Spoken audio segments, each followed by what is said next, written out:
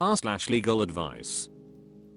I_made_this_okay says. Wife cheated on me with her coworker at her office during office hours.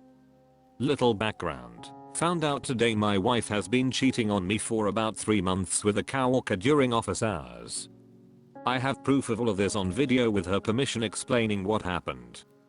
My question is, if she doesn't have a job because of this infidelity and I divorce her, which I will I have to pay more child support? We have 3 little children. Pretty torn up right now. Never thought this would happen to me. I could easily call her office and explain the situation and she and the other coworker would lose their jobs very quickly. Plumlevin7 says. You're already going to divorce her. So the real question is, do you really want to leave her jobless as a single mother? That only puts more stress on the kids. Does she deserve to lose her job? Absolutely. Do your kids deserve the extra stress because of her actions? Absolutely not. I know it's hard, and being vindictive and rightfully so is a major struggle, but every decision you make will directly and/or inadvertently affect your kids. Wishing you and your children the best out of this crappy situation. I_made_this_okay says. Best advice I've gotten here yet. Thank you. 3Odita says. If she doesn't have a job because of this infidelity and I divorce her, which I will I have to pay more child support? Quite possibly. It's also possible that you'll end up paying more in spousal support too. Divorce is shitty and it sucks that you were cheated on. But being petty won't help the process. Best person runner-up says. Sorry, I live in Texas, so things may be different. Here, this would not be correct. Op's child support obligation is based on his pay. And a judge isn't going to order alimony in a fault-based divorce. And it would definitely change things. 3Odita says. What would not be correct? Op's child support obligation is based on his pay. I have never heard of a place where it's based only on one parent's pay. It is generally based on the pay of both, which is why mom losing her job could change the calculation. Marktown3837 says.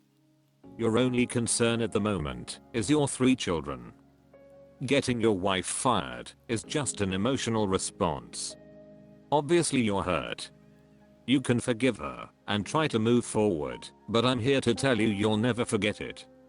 Over time it will fade for sure, but it's going to take a long time. Sealfan says. You're worried about paying more money if you call and get her fired? If that's your concern, don't call her employer. You're gonna look bad to the court and most custody related decisions don't account for infidelity. There are factors that complicate this, that is. He's on the sex offender registry and they live together, but simply cheating isn't relevant.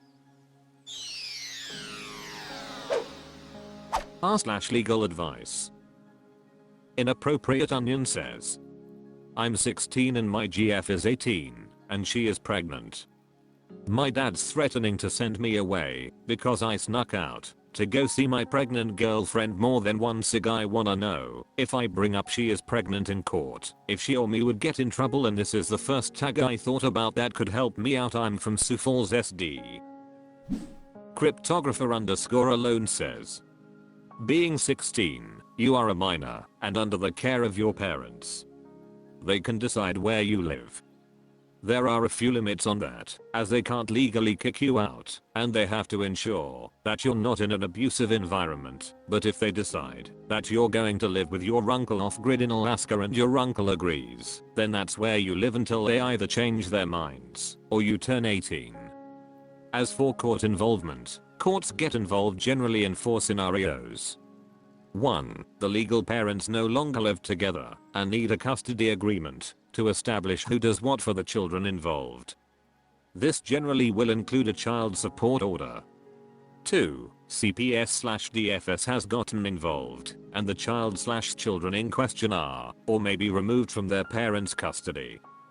3. A child no longer has parents. Orphans, those whose parents have had their rights stripped by the court in scenario 2, and custody is being established, either with family or friends, or via foster care or adoption. 4. The legal parents are appointing someone else the legal guardian in their place. There's a variety of reasons to do this. In this scenario, that might happen if your parents decide that it's in your best interest to be removed from your current situation and sent far enough away that they couldn't reasonably be sure that they could get to you in the case of a medical emergency to make necessary medical decisions. These petitions generally go through unchallenged, but there's no requirement for them to do this. They can just send you to your hypothetical uncle in Alaska.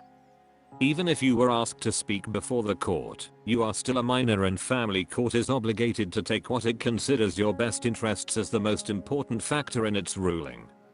This can vary wildly judge by judge, but just because you're a minor with a minor on your own on the way, doesn't make you less of a minor. If your parents are not interested in helping you become a parent at 16, and are not interested in your continuing contact with your adult GF at all, in fact are willing and able to make that almost impossible, then your GF needs to understand that she's on her own as a parent until you are 18 and can make the choice to be involved in her and your child's lives. She needs to make a decision on what she wants to do about this pregnancy, knowing that she won't even be able to collect child support from you until you get a job, and as a teen working part-time, that's not going to be enough to really help her. That's if your parents allow you to work at all. And for the future, please invest in some condoms and or spermicide, and know how to use both effectively. They are cheaper than kids, especially when you can't take care of any kids you create right now. Scared_signal_4856 says, my other advice to you is that, before you sign the birth certificate, have the kid DNA tested just in case.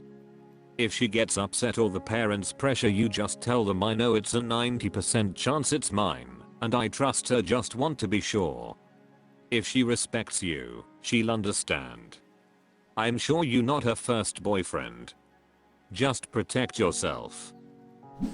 Thichisa Dictator says, the age of consent in South Dakota is 16. r/legal advice. Bitter_client 2974 says, a gas station ripped up my winning lottery ticket, and now I might not get the money. I had won a $10 scratch-off ticket worth $1,000 at a local gas station a few weeks ago. I couldn't believe it. I had never won this much. I'm Arizona, the only places I could cash it were in the Phoenix area, so it took a couple weeks to plan a trip down to be able to cash the ticket. We make the drive and I realize I forgot the little CVS style paper that prints out when you scan the ticket to fill out, and was worried because it stated I needed it filled out beforehand.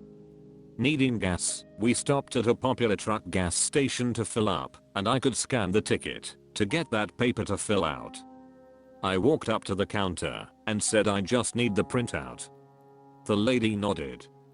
Scanned it, terminal said big winner as it printed the CVS receipt, and she proceeded to tear the ticket into 8 pieces.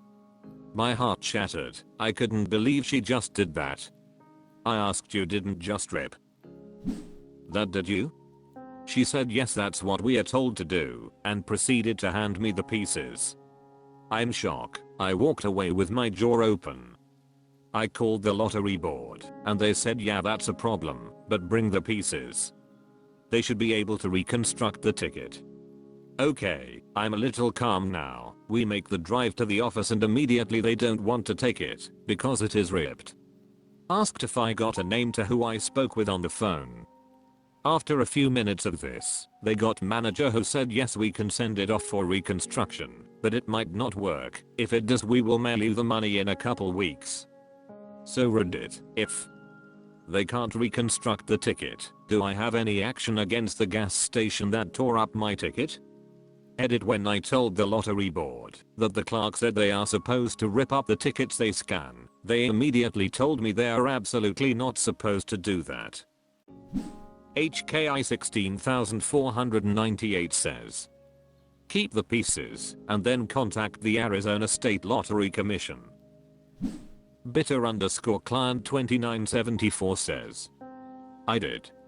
They sent it to be reconstructed, but they don't know how long or if they will be successful. Solution_3330 says. Yeah, now, so I can't give legal advice, but I do manage gas stations. Assuming she scanned it at the lottery terminal, it should have shown you won $1,000, and knowing she wouldn't be able to pay it out should have handed it back to you. Then, if it's an amount that can be paid out, you take the lottery printout and register cash out receipts and staple it to the ticket. Their end of day paperwork person, me at my location, has to file it in case of an audit. We keep a big bin with all lottery winners for up to 6 months before starting to clear it out. You should probably contact the gas station and get her a trained or possibly her job, cause she should definitely know better. Tropic Thunder says. Do they tear up tickets that they can pay out on the spot so they can't be cashed in again? That would make sense, and maybe the cashier misunderstands the policy since they haven't processed any winners that big. Solution_3330 says. No, you keep everything in case of discrepancies. After a period of time you throw them away in the office if there isn't an audit. But when I do paperwork I need the tickets. Say they cashed out an online ticket, Powerball, Mega Millions, whatever, as a scratch off, or vice versa. I have to enter a total of the day's cash outs when I'm doing paperwork, and the only way I can fix it is if I have the tickets to validate what happened. Paper trail, paper trail, paper trail. Everything needs one, especially when you're playing with money like that. There one Badman says. If you don't get the money you could consult a lawyer, but don't think it would cost effective. Other option is small claims court. Not sure what the fees in your area are, but mine is $150 I think.